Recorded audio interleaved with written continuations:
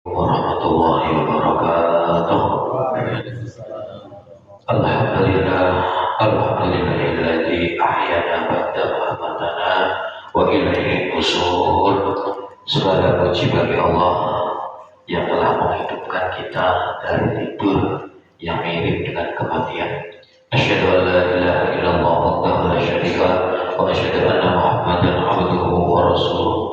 Allahumma shalli wa sallim ala sayyidina Muhammadin wa ala alihi wa sahbihi ajma'in. Amma ba'du, la haula wa la quwwata illa billahil aliyyil azim. Jamaah salat subuh rahimakumullah.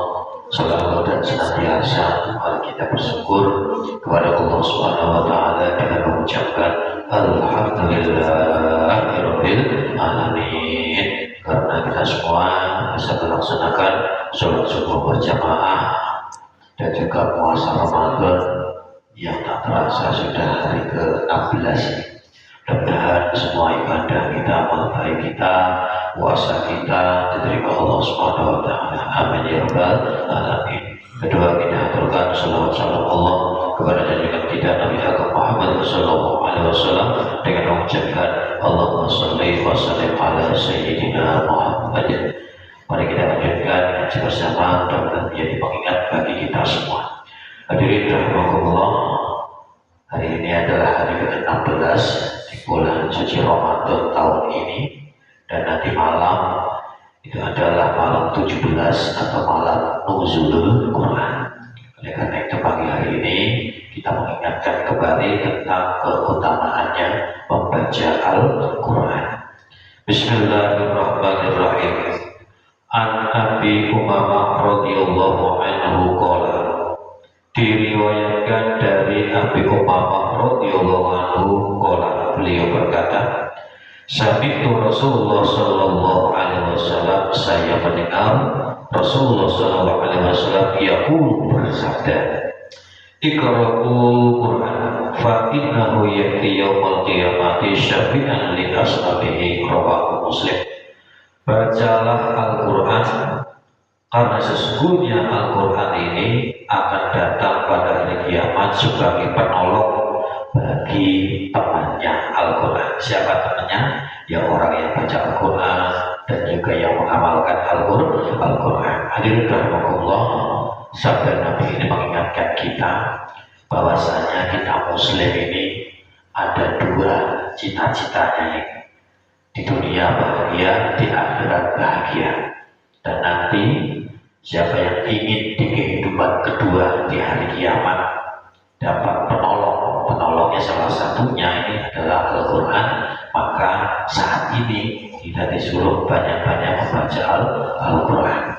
Hadirin rahimakumullah, hadis selanjutnya, wa an Aisyah radhiyallahu anha qala, berkata Aisyah, qala Rasulullah sallallahu alaihi wasallam, Rasulullah bersabda, alladzi yaqra'ul Qur'an wa huwa mahirun bihi, seseorang yang membaca Al-Quran dan mahir, pandai, tajwidnya pas, semuanya pas, ma'as sabaratil kirabil bararah, maka kelak dia akan bersama orang-orang yang bersama utusan-utusan Allah yang mulia, para malaikat, para nabi. Walladzi yaqra'ul Qur'an, dan orang yang membaca Al-Quran wa yatatatta'u fihi, sedangkan dia membacanya terbata-bata itu kalau bahasa Jawanya gerudal-geradul, susah bacanya ini. Wa huwa alaihi saqun, dia berat sekali mengucapkan, sakit, masih belajar. Lahu ajroni, dia mendapatkan 2 pahala, muttafaqun alaih. Jadi Rasulullah bersabda, orang yang baca Al-Quran dan mahir, maka kelak dia akan bersama para utusan Allah, para nabi, para rasul, para malaikat. Dan orang yang membaca Al-Quran dia sulit membacanya, terbata-bata atau gerudal-geradul, maka dia mendapatkan 2 pahala. Pahala pertama, pahala belajar. Pahala kedua, yakni pahala membacanya. Hadirin rahimakumullah, ada percakapan di media sosial seorang anak bertanya kepada orang tuanya. Kata anaknya, "Bapak, mengapa kita harus ngaji?" Kata sang ayah, "Ya, saya mengaji untuk mengajari ibu." Setelah itu anak tadi bertanya kepada ibunya, "Bu, kenapa ibu harus ngaji?" "Ya, karena aku nanti akan mengajari anak-anak ibu."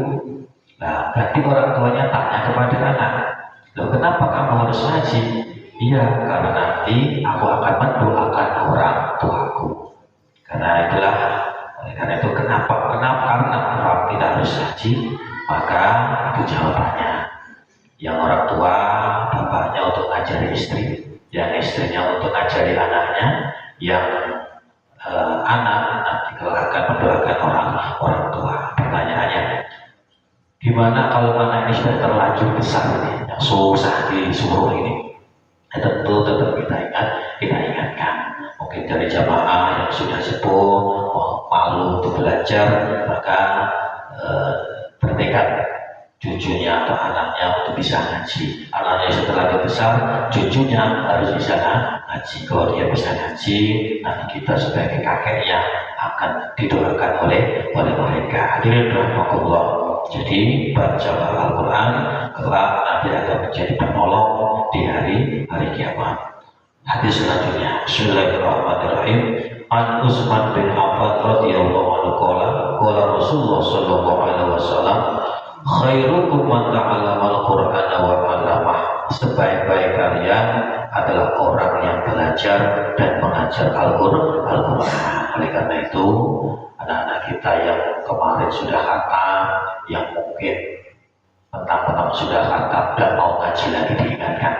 Nanti kalau lama nggak dibaca, lupa ya.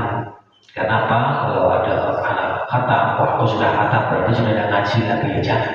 Tetap disuruh supaya tidak lupa. Hadirin rahimakumullah, kalau kita boleh jujur, banyak mana kita membaca Al-Quran sama membaca WA? Pasti banyak baca WA. Di HP kita, insya Allah ada aplikasi Al-Quran. Oleh karenanya kita gunakan aplikasi ini, jangan kalah sama yang membuka dengan WA. Bapak Ibu, kalau download yang Quran dan sampai 5 menit itu sudah lengkap plus sama artinya. Oleh karena itu kita gunakan HP kita ini bermanfaat. Pak, kalau tidak bisa membaca gimana? Mendengarkan sambil baring-baring. Insya Allah mendapat pahala dari Allah Subhanahu wa Ta'ala. Kiranya itu mudah-mudahan menjadi bagian bagi kita semua. Terima kasih. Allahumma shalli ala Muhammad wa ala ali sayyidina Muhammad. Alhamdulillah.